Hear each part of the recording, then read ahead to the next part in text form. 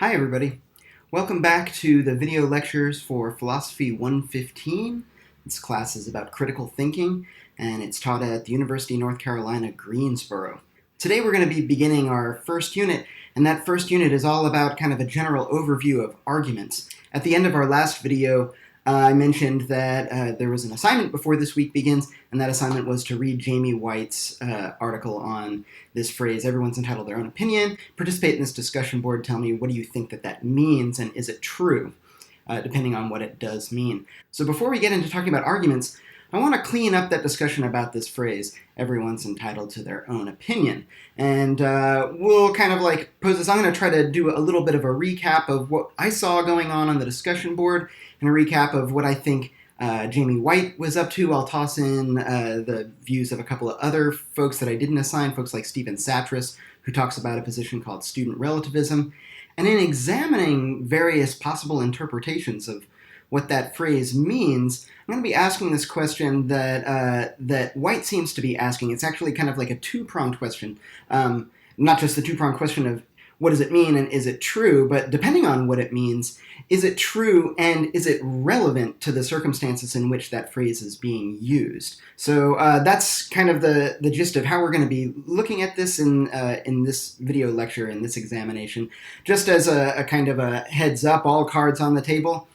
I come into this examination supposing that everyone is entitled to their own opinion is not a particularly useful phrase. I'm not a big fan of it, so know that I'm kind of inclined to be skeptical about the utility of this phrase or how interesting it might be. That said, I'm going to try to examine what it could mean and like how it might be interesting, how it might be true in as charitable a way as possible. I'm trying to come to this with an open mind if I can. So there are three major kind of clusters of interpretation that I noticed on the discussion board, and that's kind of like present in the Jamie White article, and that I think are relevant to evaluating this question of like, what does everyone's entitled to their own opinion mean, and is it true?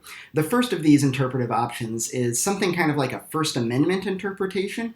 This is kind of talking about the right part. Everyone has a right to their own opinion, and we're trying to figure out like what is that right and what is it grounded in, and some people seem to be suggesting that this is somehow either included in the First Amendment or it's somehow related to the First Amendment.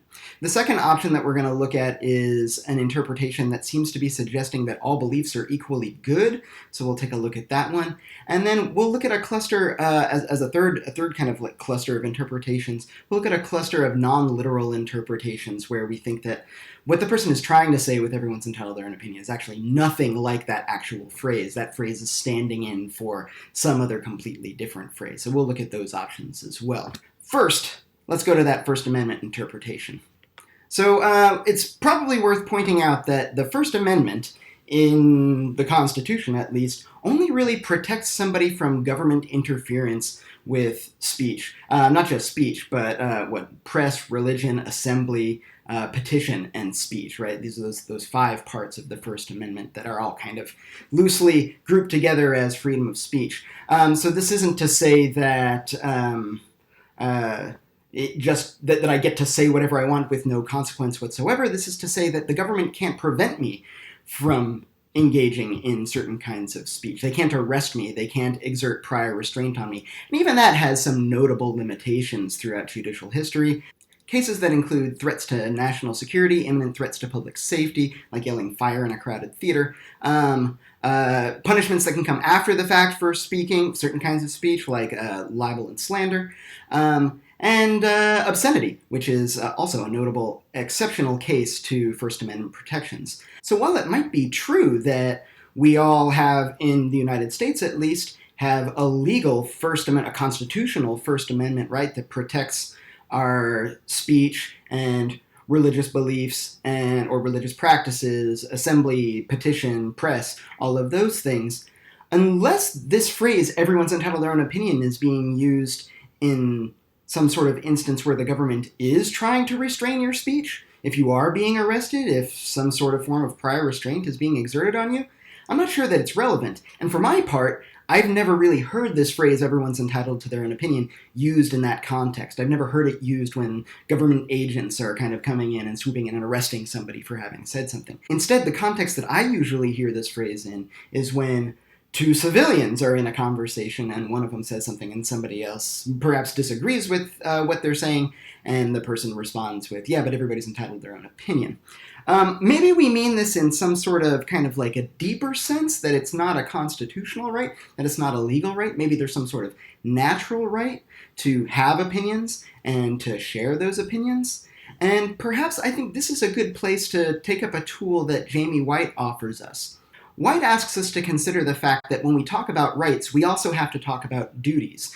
For a right to be meaningful, that right that protects like somebody's liberty has to come with some sort of concomitant duty upon everybody else. So for example, if I have a right to life, that then therefore confers some sort of duty upon others to not kill me. And if somebody does kill me, then they would have violated my right to life. If I have a right to free speech, let's say it's this constitutional right to free speech, the First Amendment right to free speech that we're talking about, what sort of duties does that confer? Well, it confers the duty for us to not use government force in order to silence somebody. If we want to think of that in a broader sense, that it's not just a constitutional or a legal right, but it's a natural right, and it doesn't just extend to governments, but it extends to everybody, then maybe we say nobody should use force in order to silence somebody. Nobody should exhibit prior restraint. Or perhaps like use force in order to prevent somebody from speaking. That would be a violation of somebody's right to free speech. What kinds of duties would come along with somebody's supposed right to their opinion? What would it mean to violate somebody's right to their opinion? Perhaps are we talking about brainwashing? I mean, I'm kind of skeptical about the possibility that I could make somebody believe something, I could make somebody have opinions that they themselves don't want to have, that I can actually stop them from thinking their own thoughts. But perhaps brainwashing is the sort of thing that we're talking about here. But again, that really doesn't seem to fit the context in which the phrase everyone's entitled to their own opinion is typically used. I've never heard anybody use it when what they really mean is like, hey, stop brainwashing me. So let's kind of like examine this question of like, if there's such a thing as a right to one's opinion, and maybe we mean this in a kind of like a deeper natural right sort of a sense, not just a constitutional right or a legal right, what kinds of duties come along with that? Do I, for example, have a duty to agree with your opinions? And if I don't agree with your opinions, then I'm violating your right to your opinion. That just doesn't seem reasonable. That doesn't seem like even just a little bit plausible. Why? Well, because if you have a right to your opinions, don't I also have a right to my opinion? After all, the phrase that we're talking about here is everybody has a right to their opinions. So I get to believe what I believe, even if what that means is that I believe that what you believe is incorrect. So no, me respecting your right to your opinion can't demand that I have a duty to agree with your opinions. Can it demand that I have a duty to not publicly criticize your opinions? Would this somehow violate your right to your opinion? No, I really don't see how that would work either. After all, we were just talking about freedom of speech. And if I not only have a right to believe that you're incorrect, but I also have a right to speak my beliefs, just like you have a right to speak your beliefs, then how could I have some sort of duty to not criticize your opinions? That doesn't seem like it makes sense. So no, I don't have a duty to not criticize your opinions. This seems to fall under my right to my opinions and my right to share them under some sort of right to free speech. It doesn't actually impede your ability to have your opinions if I'm criticizing them.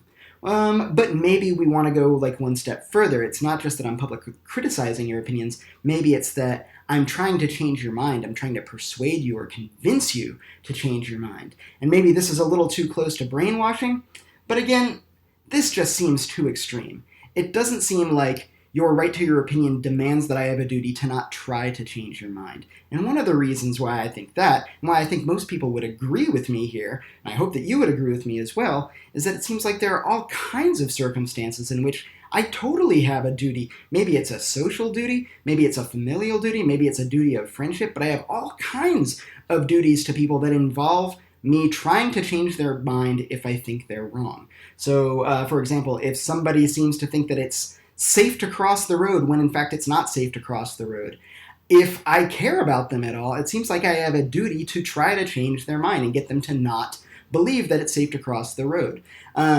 if they seem to believe that they don't have spinach in their teeth when they do have spinach in their teeth, if they seem to believe that their zipper is up when in fact their zipper is down, if it's a friend and they seem to believe that their behavior is totally appropriate when actually they've been acting like an asshole, it seems like I have a duty to not only have my opinions, to not only publicly criticize this friend's opinion, but to try to give them reasons to change their mind.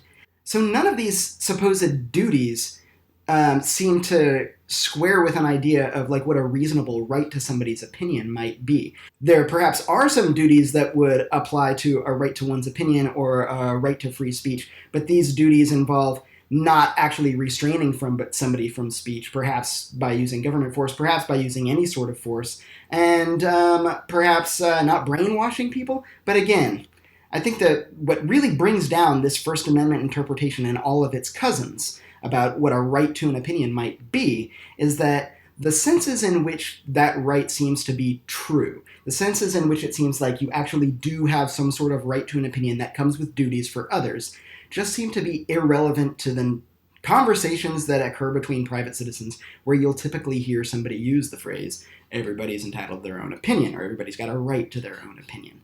All of the senses that are relevant to that context just don't seem to be true. So let's move on to the second interpretation, which I've called the all beliefs are equally good interpretation. Well, let's just start off by recognizing that that sentiment that all beliefs are equally good, that's just clearly not true.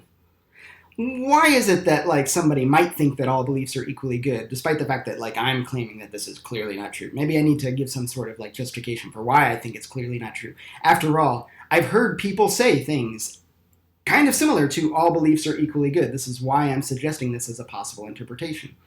Well, sometimes people will confuse what seems true to me with what is true for me. They'll talk about my truth versus somebody else's truth.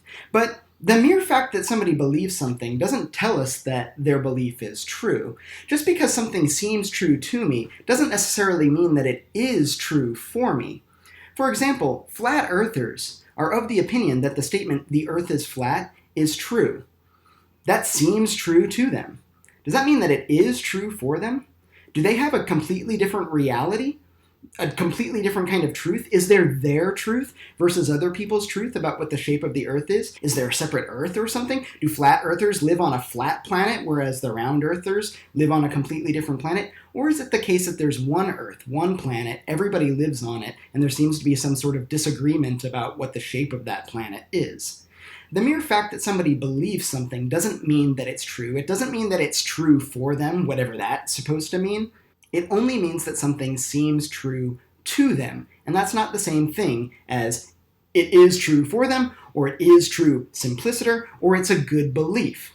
Sometimes folks will point to the fact that there are disagreements about some issues, that some people will have one opinion and other people will have another opinion, but the mere fact of disagreement doesn't really tell us anything except that some people have different opinions than others. It doesn't tell us whether those opinions are any good. It doesn't tell us whose opinions are true or whose opinions are false. It doesn't tell us really much of anything except that there is a difference of opinion. That difference of opinion could very well be because all beliefs are equally good, but it could also very well be because one person believes something that is true and another person believes something that is false. And those people are inevitably going to disagree. Perhaps I'm assuming here that people with true beliefs have better beliefs than people with false beliefs? Is that what I'm saying? Well, yeah, I think I might go as far as to say that. That beliefs, kind of like inherently, by their definition, aim at truth. Opinions aim at truth. All other things being equal, a true belief is better than a false one. There might be some circumstances in which we might say that like there's some extra utility for believing something that's false, but absent those sorts of circumstances, it seems like when we think that something is true, we're aiming at it actually being true. And if that's the case, if beliefs do aim at truth, then a true belief is going to be better than a false belief, all other things being equal. This brings us to a class of statements that can't possibly be true and therefore are always going to be bad beliefs. And if that's the case, that there is such a thing as like a clearly bad belief or clearly a belief that nobody should hold, then it seems like that's going to undermine this idea that everyone's beliefs are equally good. The class of statements that I have in mind here are statements that contradict themselves. And this brings us to a law of non-contradiction. Sometimes this is articulated as a principle of non-contradiction, perhaps to kind of soften this idea of a law, but it's a pretty robust logical principle here. The logical principle expresses the following. A and not A can't both be true at the same time and in the same respect. For example, consider a statement like Adam is alive and not alive.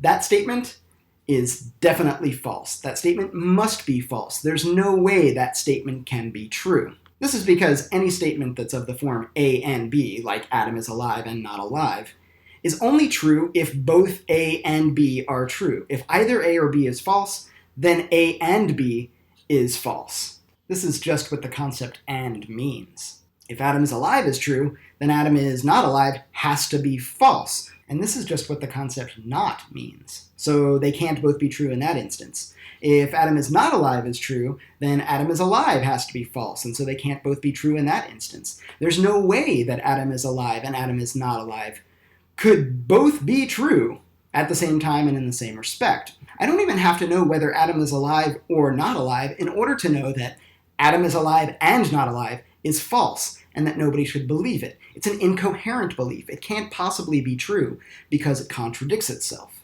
Now, there are two qualifications that come along with this law or principle of non-contradiction. A and not A can't both be the case at the same time. That's the first qualification. This just recognizes that things can change. Adam is alive could be true today, but tomorrow morning as I'm out walking around, I could get hit by a bus and I could die. And so after that point where I get hit by the bus, Adam is not alive would be true. This is not some sort of like magical violation of the law of non-contradiction. If we say like, oh, Adam is alive was true at one point and then Adam is not alive was true at some other point, they can't both be true at the same time. This is kind of our point. They might be true at different times, but they can't be true at the same time. The second qualification is in the same respect. So A and not A can't both be the case at the same time and in the same respect. And this refers us to the notion that we can use words in more than one way. So if we're considering that statement, Adam is alive and not alive, let's say maybe I got hit by a bus and I sustained a traumatic brain injury that's left me in a persistent vegetative state, that there seems to be no hope for me overcoming or pulling through. I am completely brain dead except for a little bit of brainstem activity. In one sense, maybe Adam is alive is true, because my body is still alive. I'm brain dead, but my body has, there's still some brain activity, my heart is still beating, I'm still breathing. In another sense, though, Adam is not alive seems to be true because the person that we all know and love as Adam is gone. So does that mean that Adam is alive and not alive at the same time? Maybe at the same time, but not in the same respect. Notice there that we're using the word alive in two different ways. If we stick to just one sense of what alive means, then Adam's not going to be both alive and not alive. As long as we can get clear on what that is. If alive means your heart is still beating, then Adam is alive, and he's not alive. If alive means your personality has been preserved, then it seems to be the case that brain-dead Adam is just not alive. There's some sort of body that's alive, but it's not Adam anymore. Adam is not alive anymore. Maybe we can think of this in terms of Adam is in the frame of the picture and out of the frame of the picture. So here I am in the frame, here I am out of the frame, and here I am kind of like a little bit in the frame and a little bit out of the frame. Am I both in the frame and not in the frame at the same time? Maybe at the same time, but not in the same respect, right? As long as we can get clear on what it means to be in or out of the frame, I'm going to be one or the other. I can't be both. Maybe as long as there's a part of me in the frame, then I'm in the frame. Maybe as long as the entirety of me is not in the frame, I'm not in the frame. As long as I can just pick one of those, I'm going to be just one or the other. I can't be both. One of the things that this law of non-contradiction captures is this notion that consistency is a virtue of belief and that inconsistency is a vice. At the very least, internally contradictory statements, internally inconsistent statements can't be true, are not the sorts of things that ought to be believed. But furthermore, if I believe one thing and then at a later time I say the exact opposite and I claim to be believing something that is a contradiction of this belief that I earlier kind of committed myself to, it seems like those two things can't both be the case. At least one of those beliefs is going to have to go, and there's some problem with them being in tension with one another. So this is one way that we can talk about some beliefs being better than others. Self-contradictory beliefs are not as good as internally coherent beliefs. Beliefs are aiming at truth, and all things being equal, a true belief is going to be better than a false belief. And if there's some way that we know that at least one of the beliefs that we're talking about isn't true, then we've committed ourselves to the notion that like some of those beliefs are going to be better and some of them are going to be worse. This is usually about the point where some students will raise an objection that seems to follow a distinction that a lot of us, I don't know if you got taught this, I certainly got taught this when I was much, much younger. I was in elementary school. A lot of us were taught this idea that there's a distinction between facts and opinions, such that facts are the sorts of things that can be true or false, but opinions can't be true or false.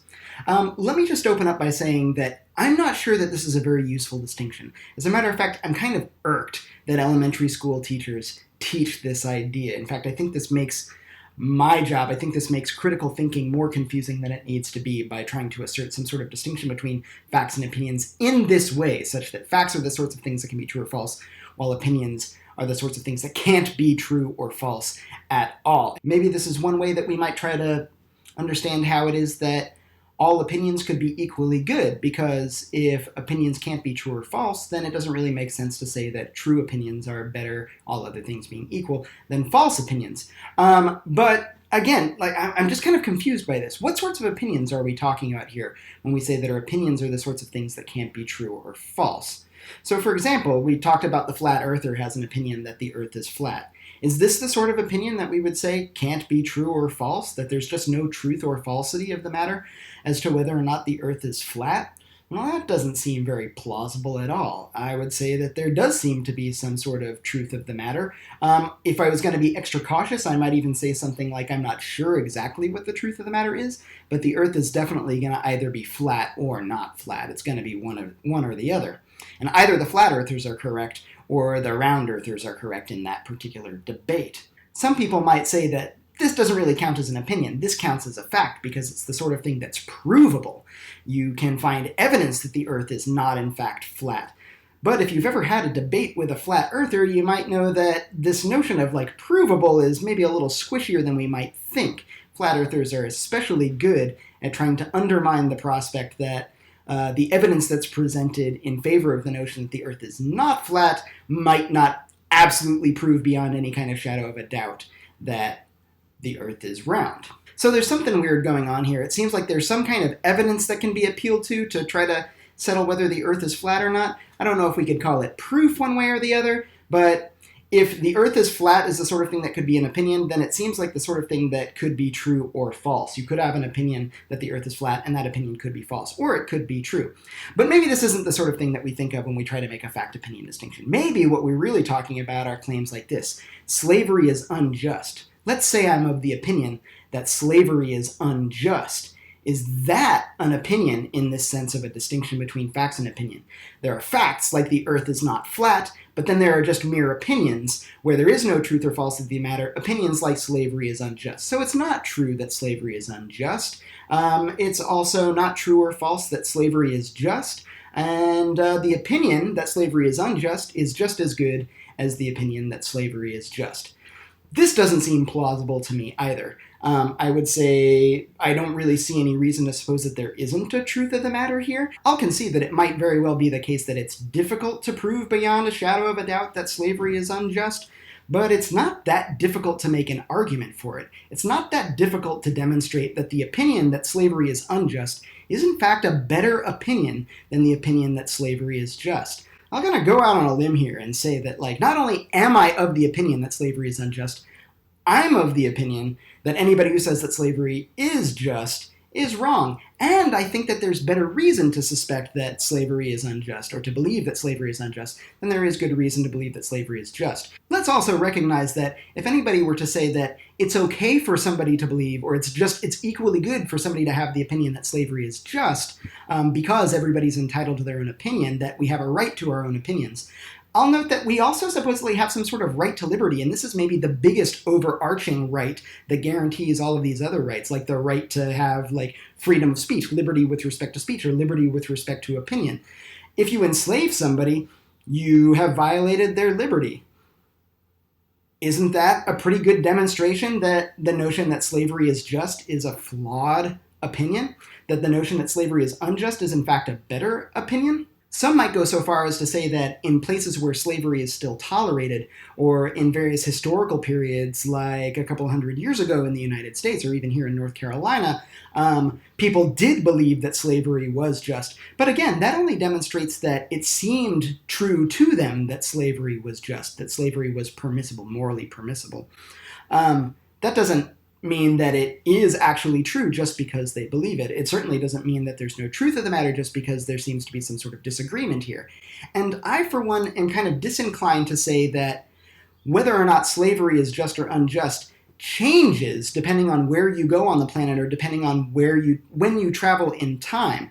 I'm more inclined to say that slavery has always been unjust. It just took us, kind of human culture, a little while to figure that out and codify it. So while I'm sensitive to the notion that it might sometimes be difficult to demonstrate which beliefs are better beliefs than others, which opinions are better beliefs than others, or whether or not some sort of opinion is true or false, that doesn't necessarily mean that there isn't a truth of the matter. It doesn't seem to apply to cases where we're talking about opinions like the earth is flat, or beliefs like the earth is flat. It doesn't seem like it applies to opinions or beliefs like slavery is just or slavery is unjust. I think that there seems to be a truth of matter there, even if we'll concede that it's difficult to figure out exactly what the truth is or prove it to everybody. But maybe the sorts of opinions that we have in mind when we make a fact-opinion distinction, according to this notion that facts are the sorts of things that can be true or false, while opinions are not the sorts of things that can be true or false, are expressions of taste. So maybe a belief or an opinion like this one, the first Back to the Future movie is the best one in the trilogy. Or maybe we want some other kind of expression of taste, like chocolate ice cream is the best kind of ice cream. Well, I think there are actually a lot of ways that we can try to make sense of this without necessarily capitulating to this idea that opinions don't have any truth or falsity. We might recognize that when somebody says the first Back to the Future movie is the best one in the trilogy, maybe that's not exactly what they mean. Or when somebody says chocolate ice cream is the best ice cream flavor, maybe that's not exactly what they mean to say either. Maybe instead, what they mean to say is, I like chocolate ice cream the best, or I like the first Back to the Future movie the best.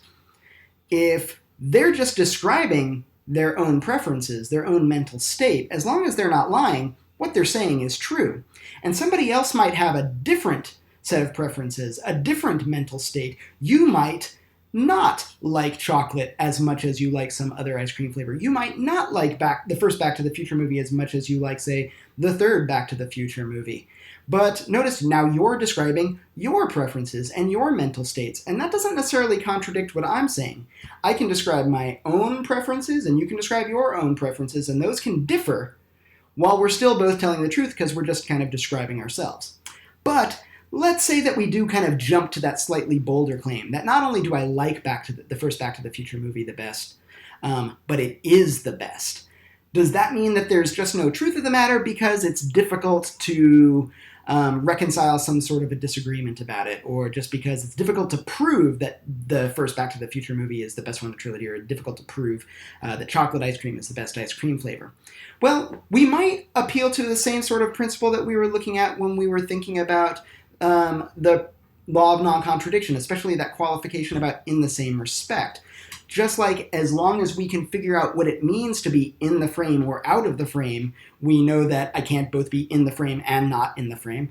Just like we know that as long as I can determine what the word alive means, I might be able to figure out whether Adam is alive or not alive and that he can't be both. Maybe as long as we can figure out what the criteria for the best movie is, or we can figure out what the criteria for the best ice cream flavor is, there would be a truth of the matter. As long as we can all agree about what the best movie means or what the best ice cream flavor means, there doesn't really seem to be any problem here. Now, maybe we don't necessarily agree about how to use that word best. Maybe we don't necessarily agree about what the criteria for best movie is or what the criteria for best ice cream flavor is, but that again doesn't mean that there's no truth of the matter. It just means that we're having trouble figuring out what the truth of the matter is. Or in this case, we're having some difficulty with how to use the concept best movie or best ice cream. Furthermore, I don't think that there's just no difference between the reliability of opinions about what the best Back to the Future movie is or what the best ice cream flavor is. Let's say Roger Ebert gives his opinion that the first Back to the Future movie is the best one in the trilogy. And we know that Roger Ebert has an extensive background in the history of film in the United States and the works, the collected works of Robert Zemeckis and where it is that the Back to the Future trilogy fits in the history of cinema. Roger Ebert gives this very involved and compelling explanation for what it is that makes the first Back to the Future movie better than the other Back to the Future movies. And then some other person comes along and says, I disagree. I think the third Back to the Future movie is the best one in the trilogy, and we ask them why.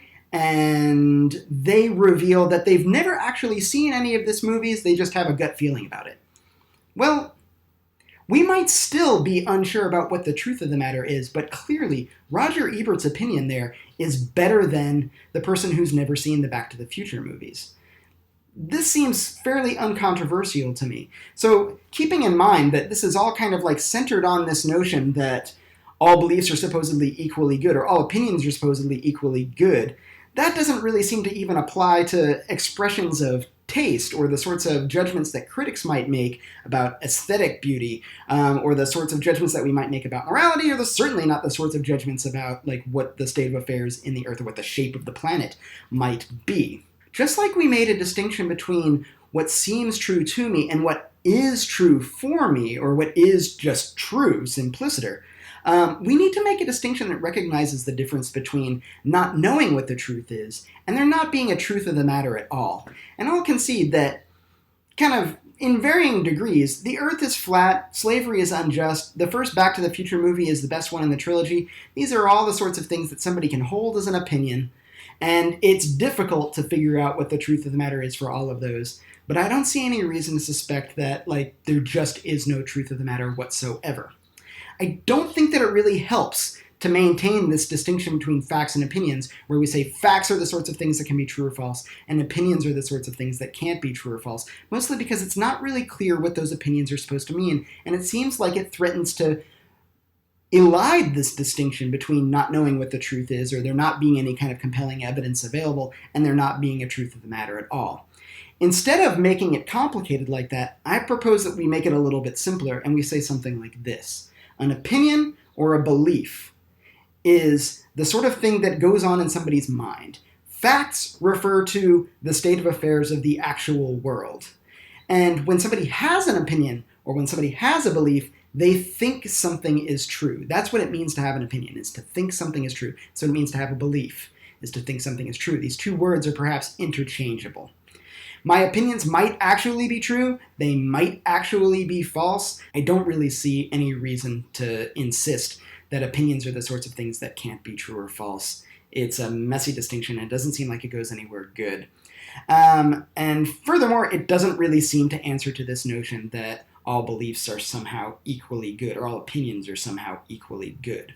But this does seem to significantly complicate the idea that true beliefs are all things being equal, better than false beliefs. If we can't tell what the truth is, if we're uncertain about what the truth is, how are we going to be certain about which beliefs are better or worse?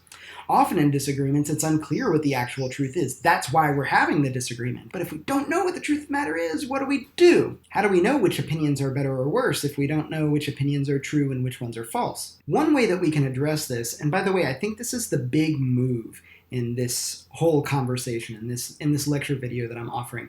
Here it is, so pay close attention. The big question again here is, what if we don't know what the actual truth is? How do we determine which beliefs are better or worse? Well, we can use justification as a proxy for truth. We might think of this in terms of other forms of offering justification in order to assert some sort of right or entitlement. For example, merely having something in my possession doesn't necessarily give me a property right to it.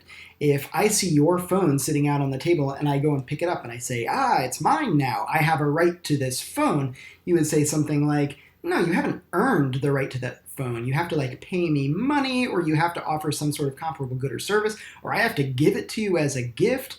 That right that you're claiming is not legitimate because you don't have any justification for it.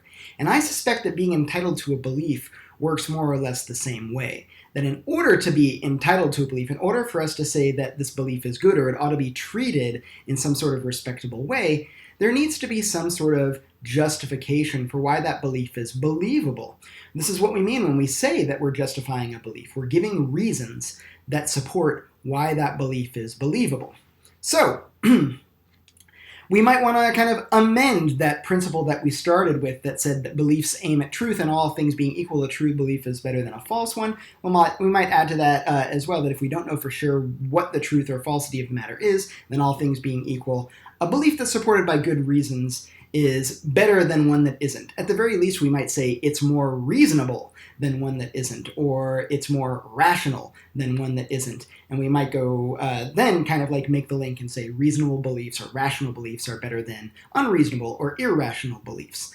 All of this is maybe kind of like going very, very deep into a bunch of different ideas when all we really need to do is demonstrate that this notion that all beliefs are equally good or all opinions are equally good is just not a very plausible one. This is perhaps relevant to the kind of situation that somebody might deploy this phrase, everyone's entitled to their own opinion. I give my opinion, somebody else disagrees with it or critiques it. I say everyone's entitled to their own opinion as if to suggest that all beliefs are equally good, that my beliefs are equally good, or they're true for me, whereas your beliefs might be true for you, and your beliefs aren't necessarily better than my beliefs because maybe there is no truth of the matter when it comes to opinion. That just seems kind of silly. It's relevant to the situation at hand, but it's not very plausible. This brings us then to our third interpretive possibility. And this one kind of like explodes wide open. It's this possibility that the phrase everyone's entitled to their own opinion is really meant in a way that is not supposed to be literally interpreted at all. It means something very, very different. For example, one thing that I think it might mean, or this is what people might mean when they say everyone's entitled to their own opinion, is, we've been talking about this for a little while, I don't want to talk about it anymore. And if that's what they mean, then I suppose as long as they're not lying, it's true. If they don't in fact want to talk about it anymore, then it's true that they don't want to talk about it anymore. And I think maybe somebody's entitled, too, to like stop talking. I think that this is kind of reasonable. I don't know if I'd say that there's a constitutional right or even if there's a natural right, but perhaps we have a duty to not pester people when they want to be left alone. Although I will kind of maybe raise some red flags here that say, if somebody ventures forth an opinion publicly, say they write something on Facebook or they say something in a coffee shop and somebody else says, I couldn't help but overhear what you said, I disagree and here's why, and they say, I don't want to talk about this anymore, it seems like they're kind of shutting the conversation down before it's even begun. And I think that we should be at least wary that there's a possibility of some laziness here by just kind of bailing out of a conversation once it gets going. I'll totally concede that sometimes it goes on for too long and like we all got to get home and feed the kids and like there's work to be done and we can't hash this out forever and ever and ever, especially if we suspect that people's minds aren't being changed. But if you just don't want to talk anymore, just say so. Don't hide behind some kind of cryptic phrase like everyone's entitled to their own opinion. Just say, I'm done with this conversation. I don't want to continue it anymore. It also strikes me as possible that in some instances where somebody uses this phrase, everyone's entitled to their own opinion, in order to shut the conversation down, maybe what they're doing is they found themselves in a situation where the people that are critiquing their belief or their opinion are coming up with really good reasons. They're offering very, very strong critiques that the person doesn't know how to respond to. And rather than concede that those are good reasons for them to change their mind, rather than concede the prospect that they might be wrong, instead, they shut the conversation down, and they do so by saying, everyone's entitled to their own opinion. That seems worse than lazy to me. That seems like it might be cowardly instead, and accordingly is something to avoid. That doesn't, of course, necessarily mean that you can never say that you want the conversation to end, just that you should be wary that it's the sort of out that lazy and cowardly people might be inclined to use, so we want to make sure that we don't use it in a lazy or a cowardly way. This is somewhat reminiscent of a paper that a philosopher named Stephen Satras has written. The title of it is Student Relativism, where he identifies this move, this rhetorical move, everyone's entitled to their own opinion, as a way to shut the conversation down, as a defense mechanism, or at least used in some circumstances as a defense mechanism against any sort of possible criticism of one's own beliefs. What's really kind of nasty about this, it's not just that it's lazy, it's not just that it's cowardly, it's that it's a little bit duplicitous as well. By saying everyone is entitled to their own opinion, it looks like you're being really open-minded, and like how magnanimous of you to allow other people to hold their opinions. But if what's really going on here is, I don't want anybody to critique my opinions, instead of being open-minded, it seems like it's really kind of a form of closed-mindedness. It's a way of not being open to the prospect of changing your mind, not being open to seriously considering the opinions of others.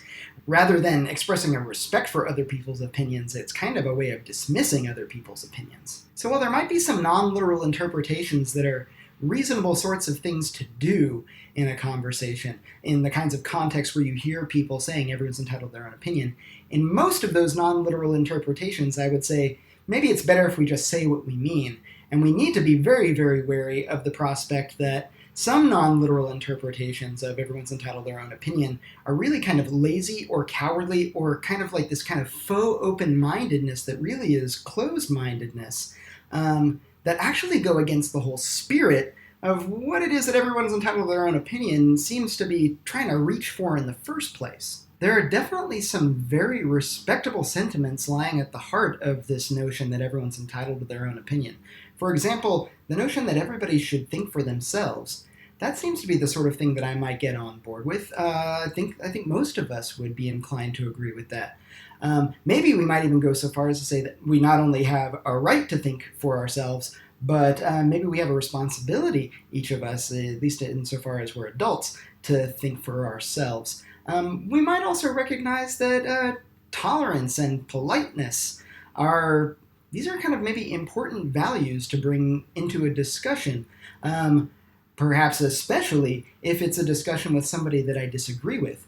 But it's worth pointing out, while these might be fairly important values that I think a lot of us would be inclined to agree with, they don't really quite mean the same thing as everyone's entitled to their own opinion.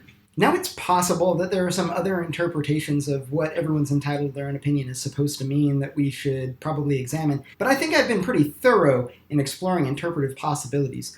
On the basis of what we've learned, I think, in looking at those three possibilities, that First Amendment interpretation, that all opinions are equally good interpretation, and the kind of non-literal interpretations, maybe here are some things that we might want to clarify when someone says that everyone's entitled to their own opinion. We might want to clarify that true opinions or beliefs are, all other things being equal, better than false ones. And we might want to amend to that like, in the absence of any kind of certainty about what's true or false, better supported beliefs, or more reasonably supported beliefs, are, all other things being equal, better than poorly supported ones. We refer to that as offering justification, right? So we should look to justificatory reasons when we're wondering whose beliefs are believable and whose ought to be treated with, a fair amount of respect.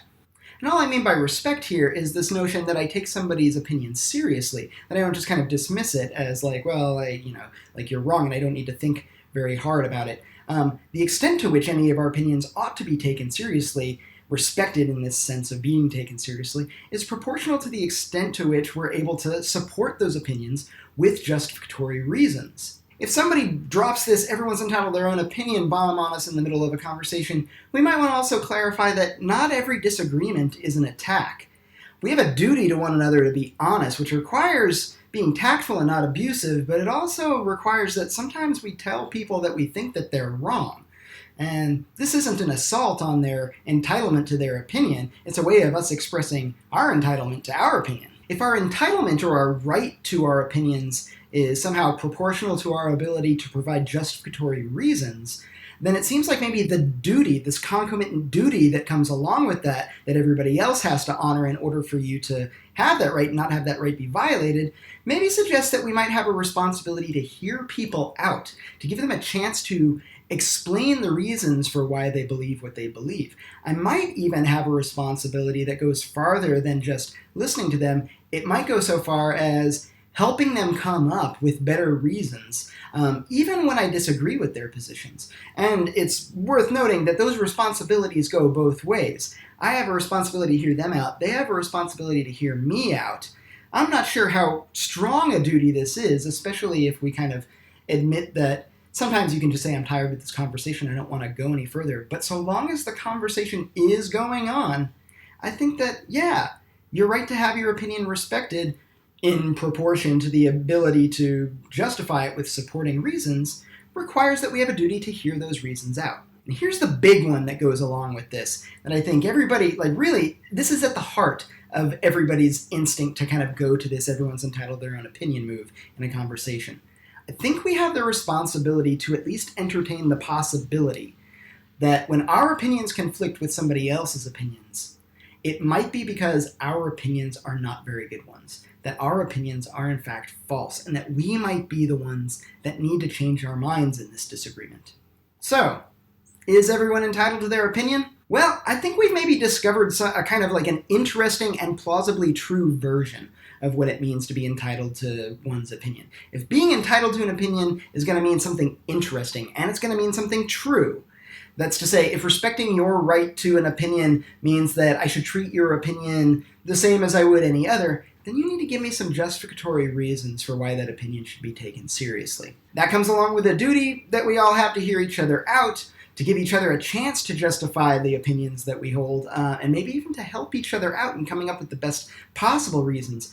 But if no justification is given, if I've given somebody a chance to support the reasons behind their belief, or if they've given justification and that justification is really weak, then it seems like there's no reason for me to take some sort of unsupported opinion seriously at all. Now, this might raise a question as to what's going to count as a good justificatory reason, what counts as well-reasoned support for an opinion, and that's the whole rest of the semester. That's what this class is all about. I think we've kind of, if we've bought into even most of what I've said so far, if this seems like food for thought, if I've presented what seems like a compelling alternative to the various ways in which this kind of phrase, everyone's entitled to their own opinion, gets kind of thrown around in conversations, then it seems like we're ready to start looking very seriously at argument, because arguments are these ways by which we offer justificatory reasons.